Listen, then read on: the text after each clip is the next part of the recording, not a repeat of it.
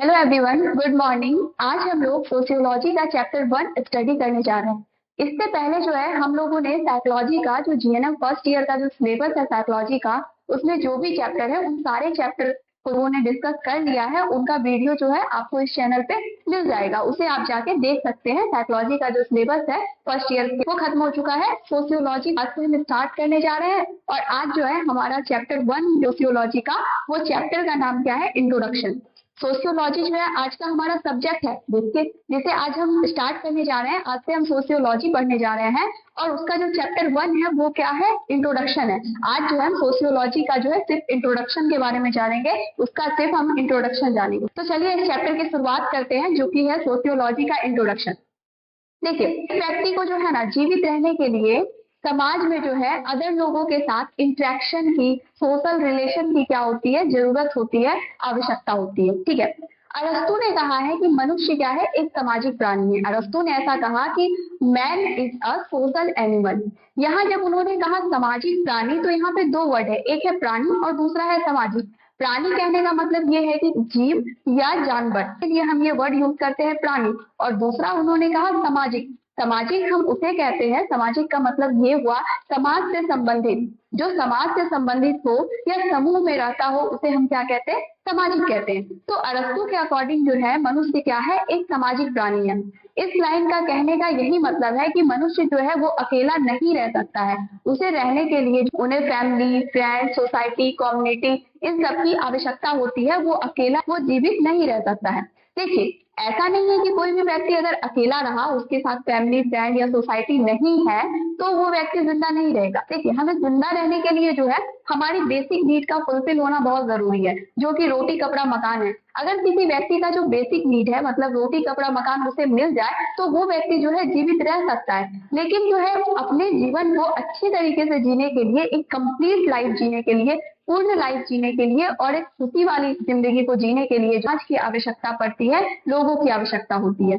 ठीक है। तो मनुष्य क्या है? एक सामाजिक प्राणी है, क्योंकि उनका जो होता है ना, किसी भी व्यक्ति का जो होता है अपना कुछ इमोशनल नीड होता है, कुछ सोशल नीड होता है, जो वो सोसाइटी के बीच में रह के ये उस नीड को क्या कर सकता है? वो फुलफिल कर सकता है। वो सोसाइटी के द्वारा ही उस नीड को जो है वो व्यक्ति पूरा करता है। इसीलिए जो है मनुष्य को क्या कहा गया है? एक सामाजिक प्राणी कहा गया है, एक सोशल एनिमल कहा गया है। मतलब अगर उसका जो बेसिक नीड है वो पूरा हो जाए तो व्यक्ति सरवाइव तो कर लेगा, जिंदा तो उसको रोटी, कपड़ा, मकान पे वो रह जाएगा, लेकिन फिर भी एक कंप्लीट लाइफ नहीं होगी। क्योंकि मनुष्य के लिए जो है सिर्फ जीना ही जो है ना वो मेन मकसद नहीं है, बल्कि उसका जो है मतलब उसकी कुछ सोशल नीड होती है, जो कहाँ पूरी होगी? सोसाइटी में ही पूरी होगी, लोगों के बीच ही वो नीड पूरी होगी। तो इसीलिए जो है व्यक्ति को क्या कहा गया है? सोशल एनिमल कहा गया है। वो अकेले नहीं रह सकता है, उसका जो जीवन है वो चलता रहेगा, लेकिन वो कंप्लीट लाइफ नहीं होगा। वो पूर्ण जीवन जीने के लिए उसे समाज की आवश्यकता होती है, उन्हें लोगों की आवश्यकता होती है। इसीलिए जो है मनुष्य को क्या कहा गया है? सोशल एनिमल कहा गया है। यहाँ तक समझ आ गया? देखिए, जब बात करते हैं हम सोशियोलॉजी की, तो इसका मतलब ये नहीं है कि आज से जो है बहुत पहले इसके बारे में चर्चा नहीं किया गया था, नहीं।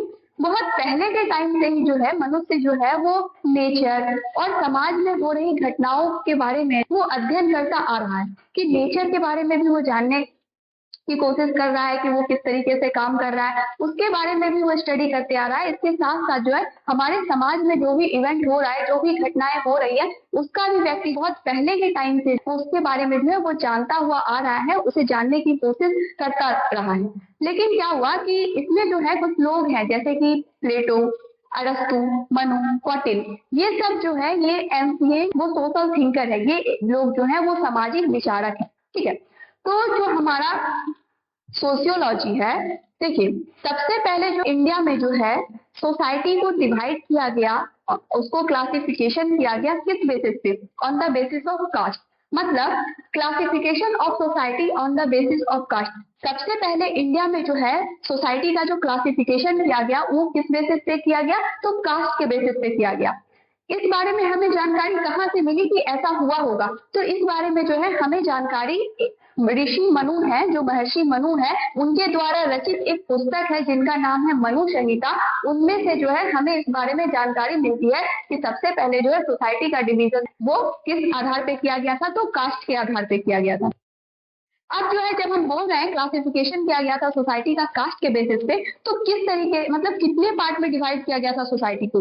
तो कास्ट के बेसिस पे जो क्लासिफिकेशन किया गया था उसमें जो है 4 पार्ट में डिवाइड किया गया था।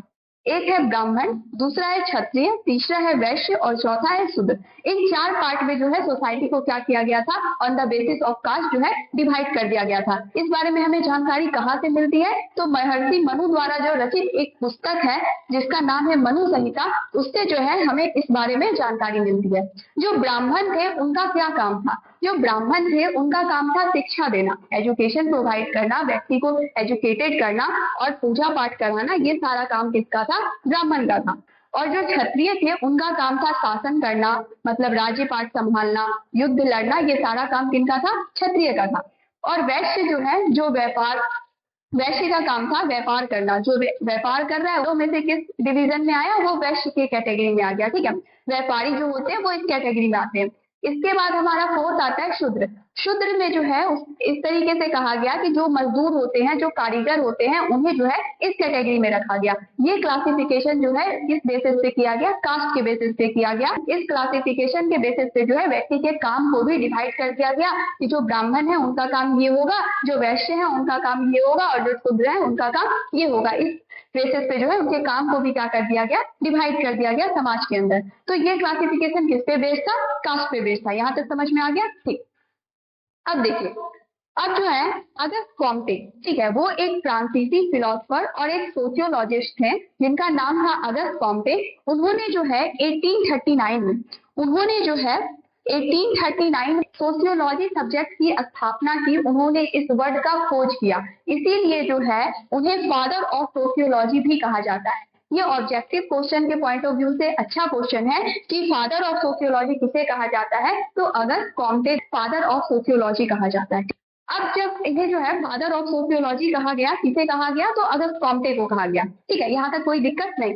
अब हम आगे बढ़ते हैं। हमारा जो ये वर्ड है ना सोशियोलॉजी, वो 2 वर्ड से मिलकर बना है, एक लैटिन वर्ड और दूसरा यूनानी वर्ड।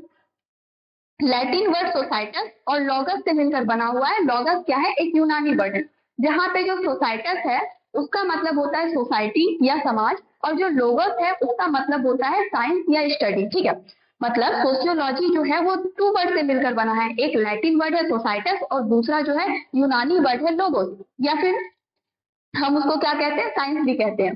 तो जब इसको कंबाइन किया गया तो क्या डेफिनेशन निकल के आया कि साइंस या स्टडी ऑफ सोसाइटी क्या कहलाता है? सोशियोलॉजी कहलाता है। हम समाज शास्त्र किसे कहते हैं? समाज शास्त्र का मतलब क्या हुआ? अगर सिंपल वर्ड में क्या है, व्हाट इज सोशियोलॉजी, तो इसको हम इस तरीके से डिफाइन कर सकते हैं कि साइंस या study of society is called sociology.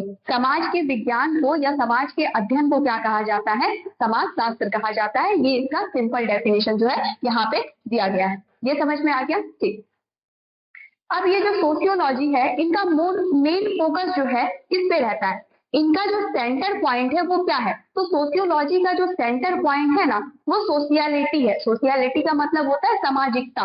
सामाजिकता जो है वो क्या है? सोशियोलॉजी का सेंटर पॉइंट है। सामाजिकता का मतलब क्या? सामाजिकता का मतलब होता है मेल जोल की भावना, मिलनसार होने का जो गुण होता है ना सोसाइटी में, लोगों के बीच जो आपस में घुलने मिलने की जो भावना होती है, उसी को क्या कहा जाता है? सामाजिकता कहा जाता है, सोशियलिटी कहा जाता है। तो सोशियोलॉजी का जो सेंटर पॉइंट है वो क्या है? सोशियलिटी है। ठीक, तो समाज शास्त्र जो है किसका अध्ययन करता है? समाज शास्त्र जो है, सोशियोलॉजी जो है, वो समाज में हो रही हर घटनाओं का वो स्टडी नहीं करता है। ऐसा नहीं है कि समाज में जो भी चीजें जो है, जो भी घटनाएं हो रही है, उन सब का स्टडी जो है सोशियोलॉजी में नहीं किया जाता है। ऐसे में क्या होगा कि सारी चीजें जो भी घटित हो रही है वो सारी की सारी जो है सोशियोलॉजी में ही इंक्लूड हो जाएगी। तो सोशियोलॉजी जो है वो किसका स्टडी करता है? आखिर वो समाज में हो रही कौन सी घटनाओं का स्टडी करता है? तो सोशियोलॉजी का जो मेन फोकस होता है वो ये होता है, समाज में जो व्यक्ति हैं, एक व्यक्ति का दूसरे व्यक्ति के साथ बिहेवियर कैसा है, उनका इंटरेक्शन कैसा है, इस पे वो फोकस करता है। इसके बाद जो है 2 व्यक्ति के बीच का रिलेशन कैसा है, मतलब सोशल रिलेशन पे क्या करता है? सोशियोलॉजी फोकस करता है। ठीक है, जब हम बात कर रहे हैं समाज शास्त्र, तो इसका मतलब हम ये भी सोच सकते हैं ना कि समाज शास्त्र के अंदर समाज में जो भी जिस भी लेवल पे हो रहा होगा सबका स्टडी किया जाता होगा। नहीं, ऐसे में तो सारी चीजें एक सोशियोलॉजी के अंदर ही आ जाएगी और ये काफी ज्यादा बहुत बड़ा सब्जेक्ट बन जाएगा और काफी कॉम्प्लेक्सिटी आ जाएगा। लेकिन सोशियोलॉजी जो है सारी घटनाओं जो समाज में घटित हो रही है उन पे फोकस नहीं करता, बल्कि जो है ये दो घटनाओं पे फोकस करता है। एक है कि समाज में रहने वाले व्यक्ति का, एक व्यक्ति का दूसरे व्यक्ति के साथ कैसा बिहेवियर है, इस पे वो फोकस करता है, और दूसरा इस बात पे फोकस करता है, सोशल रिलेशन पे जो है इसका फोकस है। ये इन दोनों चीजों को क्या करता है, स्टडी करता है। तो ये था हमारा सोशियोलॉजी का इंट्रोडक्शन। ये समझ में आ गया। हमारा नेक्स्ट पॉइंट है इसी चैप्टर के अंदर, हम लोगों ने इंट्रोडक्शन जान लिया, और आज का जो हमारा चैप्टर है ना, उस चैप्टर का नाम ही है सोशियोलॉजी का इंट्रोडक्शन। इंट्रोडक्शन जो है वो चैप्टर ही है, ठीक है। अब हमारा नेक्स्ट पॉइंट आता है नीड ऑफ सोशियोलॉजी। सोशियोलॉजी की आवश्यकता, हमें जो है सोशियोलॉजी जैसे सब्जेक्ट की जरूरत क्यों हुई, क्या जरूरत हुई, इसकी वजह से जो है सोशियोलॉजी जैसा सब्जेक्ट एग्जिस्ट कर रहा है, हमें इसकी आवश्यकता क्यों हुई, हम इसी को जो है जानेंगे। Need of sociology. देखिए, पहले के टाइम में मनुष्य को दो तरीके की जो पावर है वो कंट्रोल कर रही है, एक नेचुरल या फिजिकल या मेटाफिजिकल हम उसको कह सकते हैं, और दूसरा जो है सोशल, मतलब प्राकृतिक घटनाएं और सामाजिक शक्तियां जो है, प्राकृतिक शक्तियां और सामाजिक शक्तियां जो है वो मनुष्य को क्या करती है, मनुष्य के बिहेवियर को क्या करती है, कंट्रोल करती है। और हमेशा से मनुष्य में ये क्यूरियोसिटी रही है कि वो इन शक्तियों के बारे में जाने, सामाजिक शक्तियों के बारे में भी और जो प्राकृतिक शक्तियां हैं उनके बारे में भी जाने, क्योंकि ये दोनों क्या करती है, उनके बिहेवियर को क्या करती है, प्रभावित करती है। तो मनुष्य के लिए जो है नेचुरल पावर को समझना जो है ज्यादा आसान रहा था, ठीक है, वो उसको समझ रहा था। लेकिन जो है अगर बात आती थी सोशल इवेंट के बारे में जानने के लिए, कि हम सामाजिक शक्तियों के बारे में जाने, सामाजिक घटनाओं के बारे में अगर हमें जानना हो, तो उसके लिए जो है हमारे पास कोई पर्टिकुलर एक सब्जेक्ट नहीं था। तो मनुष्य क्या करता था, अगर उन्हें समाज के बारे में जानना होता था, सामाजिक घटना के बारे में जानना होता था, तो उसके लिए जो है वो अदर सब्जेक्ट को जो है स्टडी करता था, जिससे उसे समाज के बारे में क्लियरिटी से जो है एक प्रॉपर वे में जो है इंफॉर्मेशन तो नहीं मिलता था, लेकिन समाज के कुछ पहलू के बारे में उनको जानकारी उन सब्जेक्ट को पढ़ के मिल जाती थी। जैसे अगर व्यक्ति को समाज के बारे में कुछ जानना होता था, तो वो अदर सब्जेक्ट का क्या लेते थे, सहारा लेते थे। जैसे कि वो साइकोलॉजी को स्टडी करते थे, फिर इकोनॉमिक को, पॉलिटिक्स को, हिस्ट्री को, इन सारे सब्जेक्ट को जो है वो लोग पढ़ते थे। किसके बारे में जानने के लिए, सामाजिक घटनाओं के बारे में जानने के लिए, समाज के बारे में जानने के लिए। अब इसकी खास बात ये थी क्या, कि इन सब्जेक्ट को पढ़ने से ऐसा तो नहीं है कि हमें समाज के बारे में कुछ भी पता नहीं चलता, क्योंकि इकोनॉमिक, पॉलिटिक्स मतलब सोसाइटी से सारी चीजें रिलेटेड है ना, तो हमें पता तो चलता था, हमें समाज के बारे में जानकारी तो मिलती थी, लेकिन वो पूरी तरीके से जो है ना एक पर्टिकुलर वे में जो है हमें जानकारी नहीं मिलती थी, उतना एक्सटेंडेड तरीके से हमें सोसाइटी के बारे में पता नहीं चल पाता था। उससे हमें जानकारी मिलती थी, लेकिन वो अधूरी टाइप की जानकारी हमें लगती थी। थोड़ा सा इससे कुछ मिल गया, थोड़ा इकोनॉमिक से, थोड़ा पॉलिटिक्स से हमें जानकारी तो मिली, लेकिन कंप्लीट इंफॉर्मेशन जो है सोसाइटी के बारे में हमें उन सब्जेक्टों से जो है नहीं मिल पा रहा था।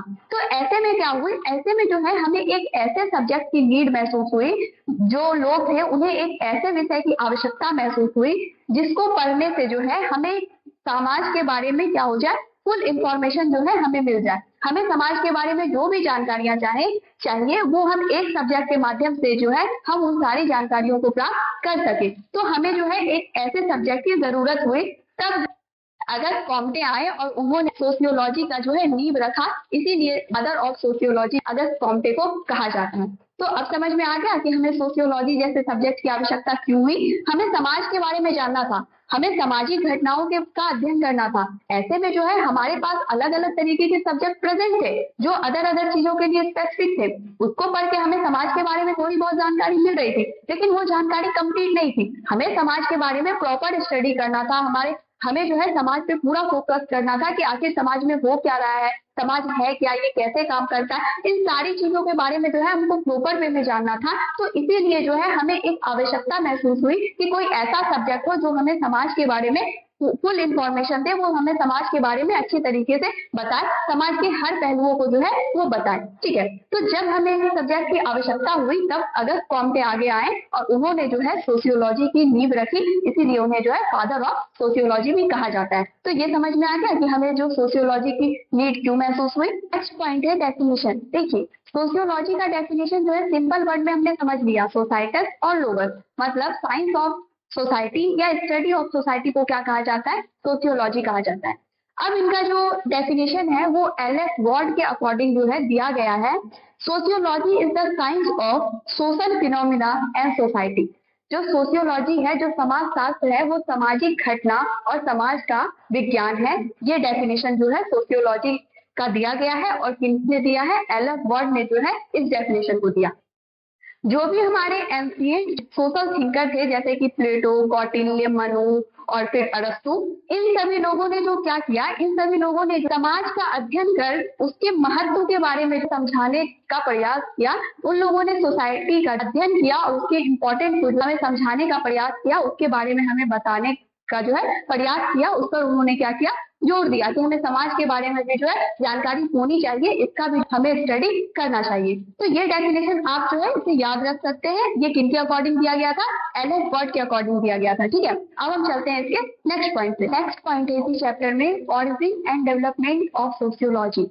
इसका हिंदी हुआ सोशियोलॉजी का समाज शास्त्र की उत्पत्ति और विकास। मतलब समाज शास्त्र की उत्पत्ति कैसे हुई, उसका डेवलपमेंट कैसे कैसे होता गया, पहले लोग क्या मानते थे सोसाइटी को, फिर उनके व्यू में चेंज आया, फिर वो क्या मानने लगे, फिर आगे कुछ और नई खोजें हुई और नए लोग जुड़े, उन्होंने एक नया कॉन्सेप्ट दिया और उसका कुछ और डेफिनेशन बन गया। क्या मतलब सोशियोलॉजी का जो है उत्पत्ति कहाँ पे हुई, किस तरीके से हुई और उसका डेवलपमेंट किस तरीके से होता चला गया, उसके इतिहास को जो है हम जानेंगे। उसके ओरिजिन और डेवलपमेंट के बारे में जो है हम अच्छे से जानेंगे कि किस तरीके से उनका ओरिजिन और डेवलपमेंट हुआ। तो सबसे पहले जो है स्टार्टिंग में आते हैं वो है द ग्रीक। सबसे पहले कौन आए? यूनानी जो है सबसे पहले आए और इन्होंने जो है समाज और समाज का जो स्ट्रक्चर है, जो संरचना है, उस पर इन्होंने क्या किया? गहराई से विचार किया। इनको समझने के लिए, इनके बारे में सोचने के लिए इन्होंने क्या किया? एक वेल ऑर्गेनाइज्ड एफर्ट किया। इन्होंने समाज और सामाजिक संरचना पे क्या किया? गहराई से विचार किया।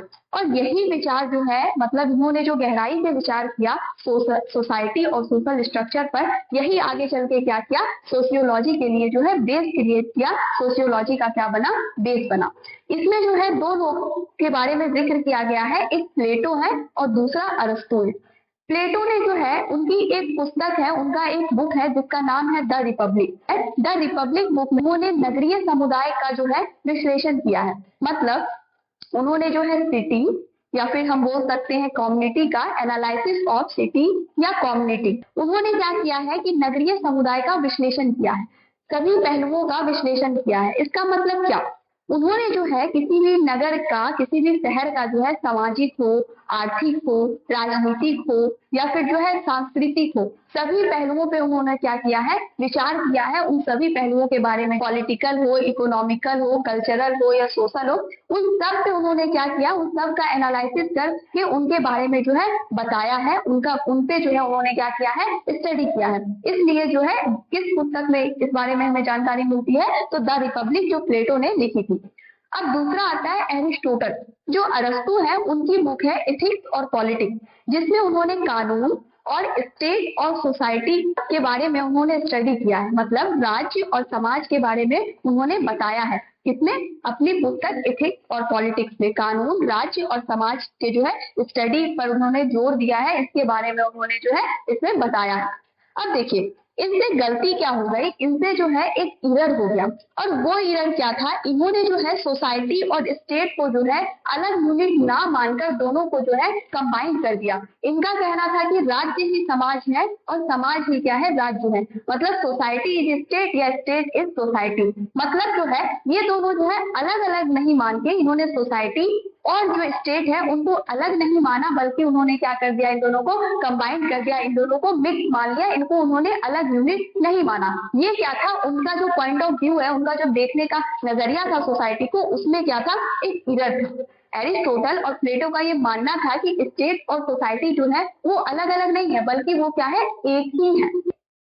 तो उन्होंने जो है इसको अलग नहीं किया बल्कि मिक्स कर दिया। जैसे मान लीजिए जो कानून है, जो लॉ है और राजा, फैमिली, ये सब क्या है? ये सारा एक ही है। मतलब गवर्नमेंट जो है वो अलग नहीं है, फैमिली, सोसाइटी, ये सब जो है अलग नहीं है, बल्कि सब क्या है? कंबाइंड फॉर्म में है। इसलिए ऐसा कहा गया कि जो सोसाइटी है और जो स्टेट है वो क्या है? एक ही है। ठीक है, अब इसको और अच्छे तरीके से समझते हैं। उन्होंने क्या किया? इन दोनों को क्या कर दिया? मिक्स कर दिया।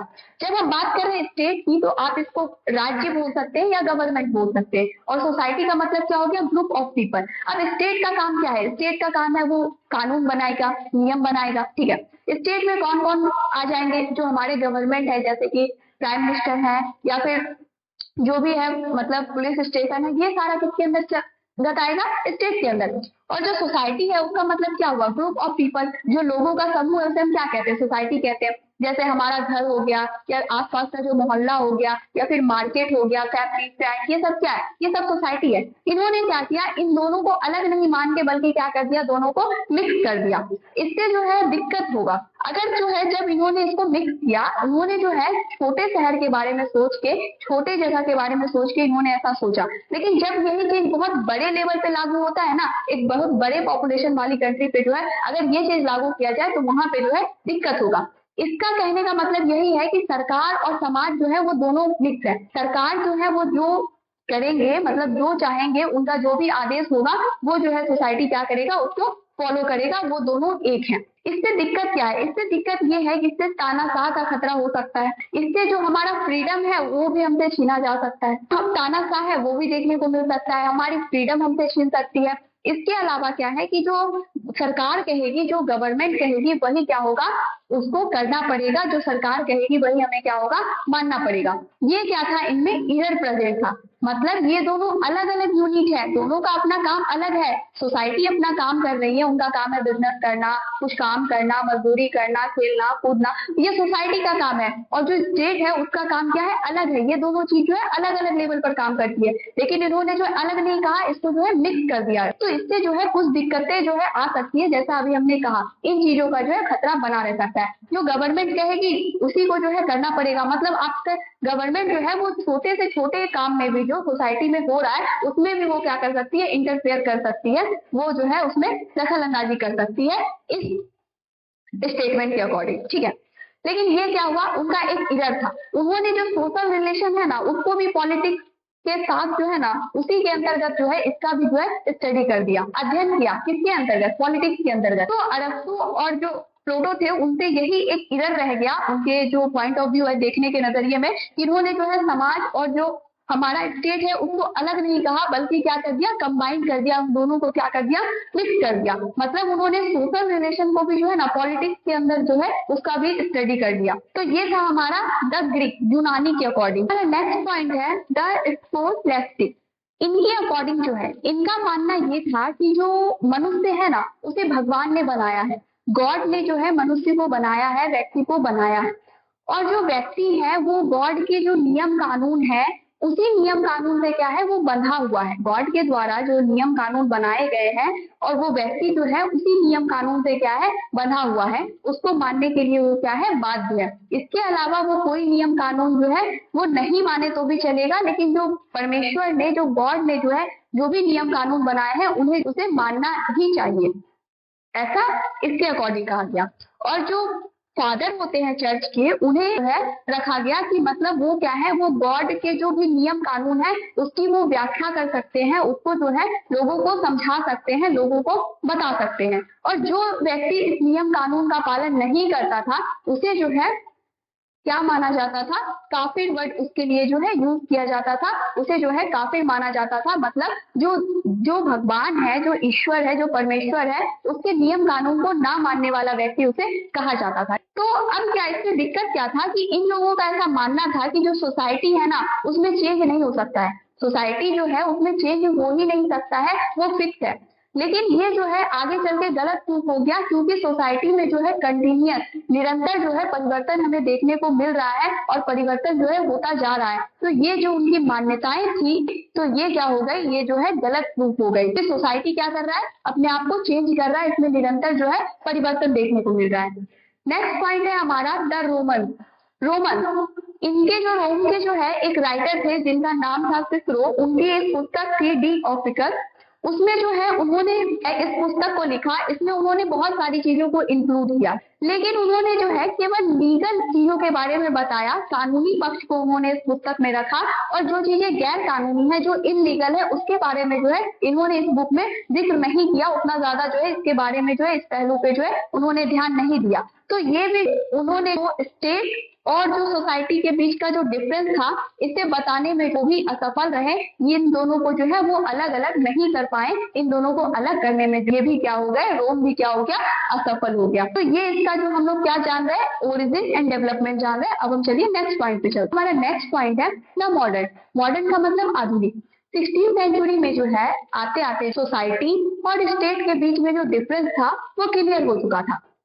अब जो है इस समय में जो आधुनिक युग है उसमें क्या हो चुका है, जो हमारी सोसाइटी है और जो स्टेट है जिसमें हमेशा कंफ्यूजन चला रहा था, वो एक है, अलग है, कैसे अलग है, कैसे एक है। अब क्या हो गया कि इस स्टेज में जो आके जो है आधुनिक युग में 16th सेंचुरी में जो है वो क्लियर हो गया, सोसाइटी और स्टेट जो है वो अलग अलग चीजें हैं, ये क्या हो गई, क्लियर हो गई है। मैकियावेली के बारे में बताया गया है जिसमें इंपॉर्टेंट रोल जो है हॉब्स और मैकियावेली का था। मैकियावेली की जो पुस्तक है द प्रिंस, मैकियावेली ने एक पुस्तक लिखी है जिसका नाम है द प्रिंस। उसमें जो है उन्होंने स्टेट को सफलतापूर्वक चलाने के नियम के बारे में बताया है, मतलब राज्य को सफलतापूर्वक किस तरीके से चलाया जा सकता है, इस नियम के बारे में जो है मैकियावेली ने अपनी पुस्तक द प्रिंस में बताया है। नेक्स्ट है हमारा सर थॉमस मूर। सर थॉमस मूर की एक पुस्तक है जिसका नाम है यूटोपिया। यूटोपिया में उन्होंने जो है एक आइडियल सोसाइटी के बारे में बताया गया है। इस पुस्तक में जो है एक आदर्श समाज के बारे में बताया गया है, एक आइडियल सोसाइटी के बारे में बताया गया है, और हमारे दैनिक जीवन में डे टू डे लाइफ में जो सोशल प्रॉब्लम आती है, जो सामाजिक समस्याएं देखने को मिलती है, उसके बारे में जो है इसमें बताया गया है। कौन सी पुस्तक में, यूटोपिया में। ये समझ में आ गया, ठीक। अब हमारा नेक्स्ट आता है अगस्त कॉम्टे। अगस्त कॉम्टे जो है उन्हें क्या कहा जाता है, फादर ऑफ सोशियोलॉजी भी कहा जाता है। उन्होंने ही जो है सबसे पहले इस सब्जेक्ट का जो है नींव रखा, सोशियोलॉजी की सब्जेक्ट की जो शुरुआत है वो इन्होंने ही की, इस वर्ड का जो है खोज भी इन्होंने ही किया, इसलिए इन्हें क्या कहा जाता है, फादर ऑफ सोशियोलॉजी कहा जाता है किसे, अगस्त कॉम्टे को। देखिए इनका जैसे देखिए मैकियावेली की अपनी पुस्तक है ना द प्रिंस, और जो सर थॉमस मूर है वो यूटोपिया के राइटर हैं। उसी तरीके से जो अगस्त कॉम्टे हैं उनकी अपनी रचना का नाम है post day philosophy positive philosophy. इनकी रचना है, किनकी, अगस्त कॉम्टे की ये रचना है। इसमें जो है इस बारे में जिक्र किया गया है कि जो सोशियोलॉजी जैसा जो है एक सेपरेट सब्जेक्ट होना चाहिए, जिसको पढ़ के जो है हम सामाजिक घटनाओं के बारे में जानकारी प्राप्त कर सके, सामाजिक घटनाओं के बारे में दिया हो और हम उसे पढ़ के उसके बारे में जानकारी प्राप्त कर सके, इसके साथ साथ उसके अंतर्गत जो है इसका एनालिसिस भी किया हुआ हो, ठीक है। मतलब सामाजिक घटनाओं और विश्लेषण को हमें जानने के लिए जो है एक ऐसे सब्जेक्ट की जो है नीड को इस रचना में लाया गया है, ठीक। स्टार्टिंग में जो है सोशियोलॉजी जो सब्जेक्ट है उसे सोशियोलॉजी नहीं कहा जाता था, बल्कि इसका नाम क्या था, सोशल फिजिक्स था, ठीक है। इसे क्या कहा जाता था, सोशल फिजिक्स कहा जाता था, लेकिन फिर लास्ट में जो है इसका नाम सोशियोलॉजी कर दिया गया। अब जो है ये अगस्त कॉम्टे ने एक और बात बताया, ह्यूमन सोशल डेवलपमेंट 3 स्टेज, ठीक है।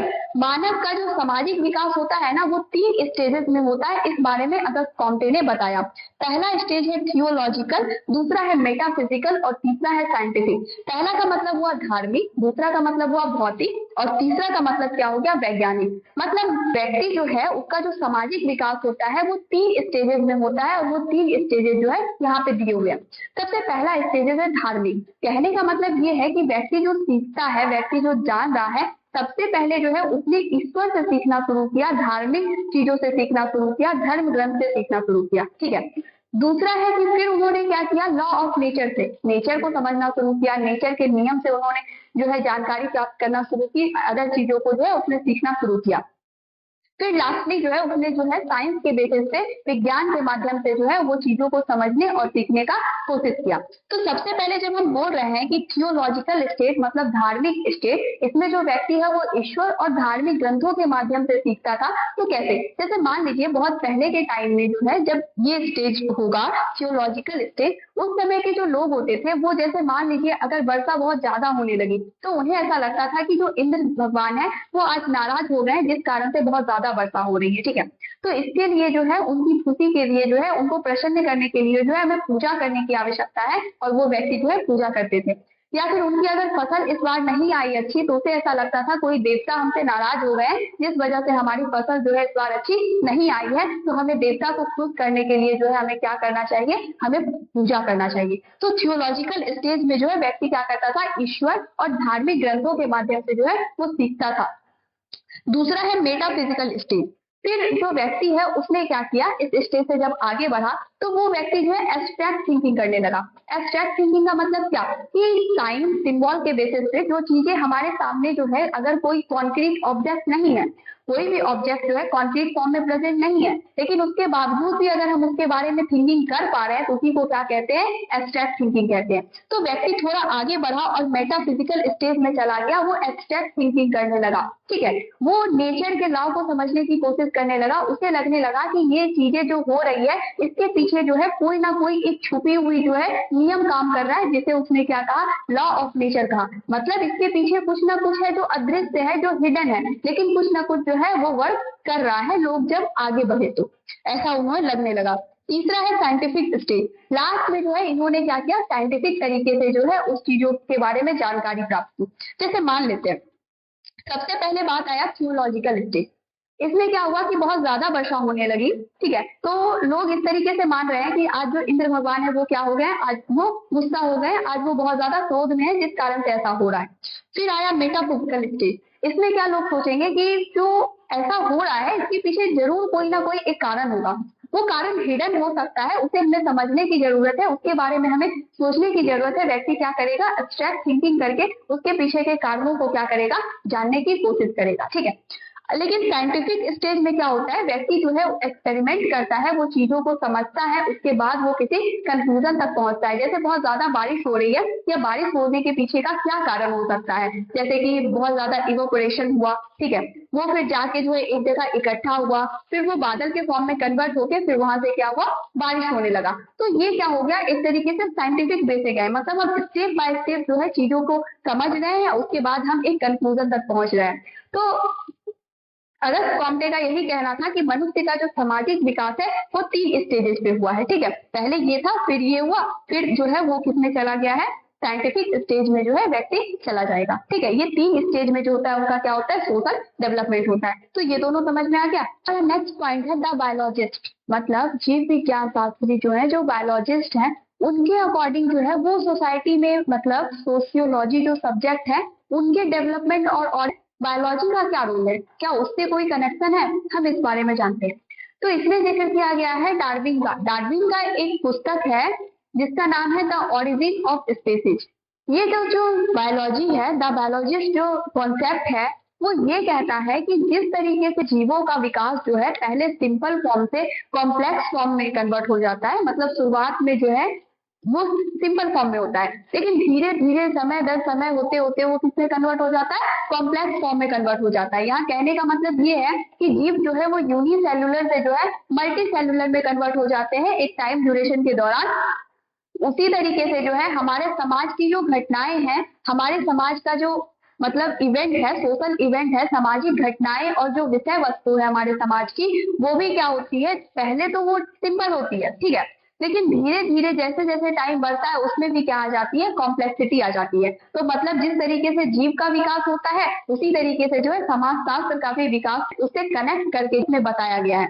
जीव जो होता है वो शुरुआत में यूनिसेल्युलर होता है, लेकिन समय बढ़ते बढ़ते जैसे ही टाइम पीरियड आगे होते जाता है उसमें क्या आता है, मल्टी सेल्युलर हो जाता है, उनके स्ट्रक्चर में कॉम्प्लेक्सिटी आ जाती है, वो क्या हो जाता है, कॉम्प्लेक्स हो जाता है। पहले यूनिसेल्युलर, अब वो कॉम्प्लेक्स है। उसी तरह जो हमारी सामाजिक घटनाएं और विषय वस्तु होती है वो स्टार्टिंग में क्या होती है, सिंपल होती है, लेकिन टाइम बढ़ने के दौरान क्या होता है, उसमें भी क्या होता है, कॉम्प्लेक्सिटी आ जाती है। तो इससे जुड़ करके जो है इसमें बताया गया है द बायोलॉजिस्ट में।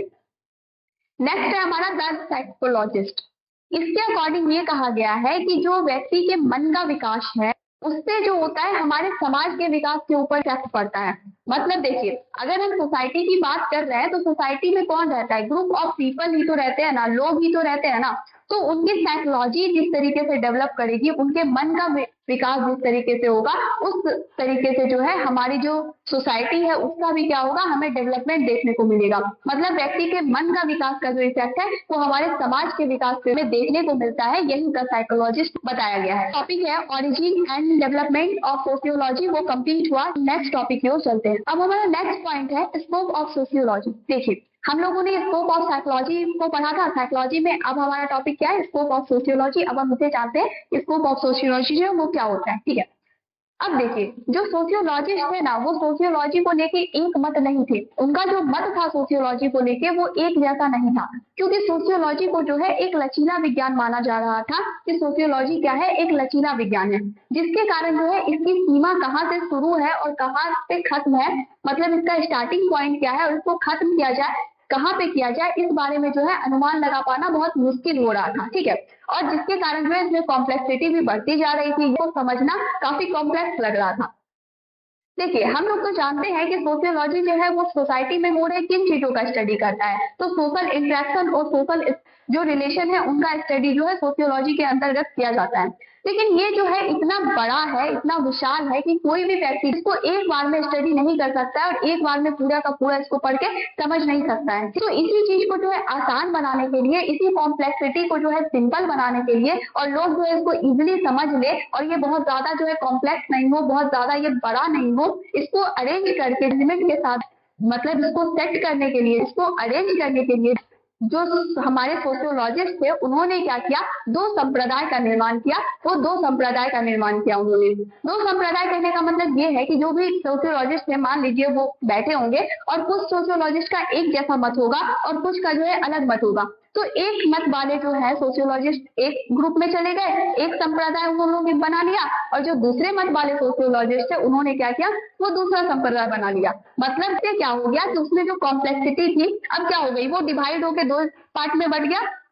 मतलब सोसाइटी को लेके, सोशियोलॉजी को लेके जो एक व्यू रखने वाले जो सोशियोलॉजिस्ट थे वो एक साइड चले गए और जो दूसरा व्यू रखने वाले सोशियोलॉजिस्ट थे वो अपोजिट साइड चले गए। तो इससे क्या हो गया कि समाज शास्त्रीय जो थे उन्होंने क्या कर दिया, दो संप्रदाय का निर्माण कर दिया गया। क्यों, इनकी कॉम्प्लेक्सिटी को कम करने के लिए, क्योंकि ये काफी ज्यादा कॉम्प्लेक्स लग रहा था और काफी ज्यादा बहुत बड़ा लग रहा था। ये मतलब फैला हुआ टाइप का लग रहा था, कहाँ से शुरुआत करें कहाँ से खत्म करें कुछ समझ में नहीं आ रहा था। ठीक है, सोशियोलॉजी में जो है आगे बढ़ते हैं।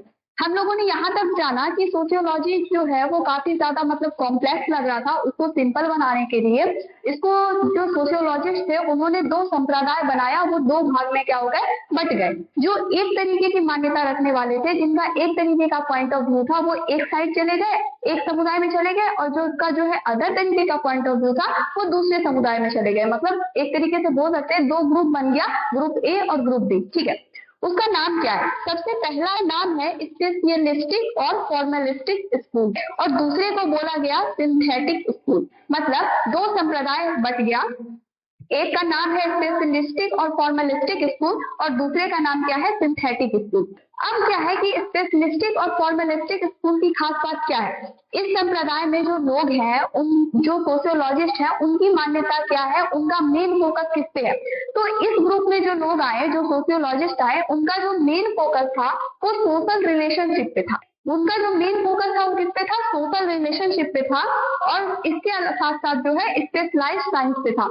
मतलब ये कि सोशियोलॉजी जो है साइंस मानना चाहिए, वो एक क्या है, एक विशिष्ट विज्ञान है, एक स्पेशल साइंस है। इस तरीके से उनका व्यू था सोशियोलॉजी को लेके। तो जिनका फोकस इस चीज पे था उसे इस संप्रदाय में रख दिया गया, और जिनका फोकस जो है इस चीज पे था उसे जो है सिंथेटिक स्कूल में रख दिया गया।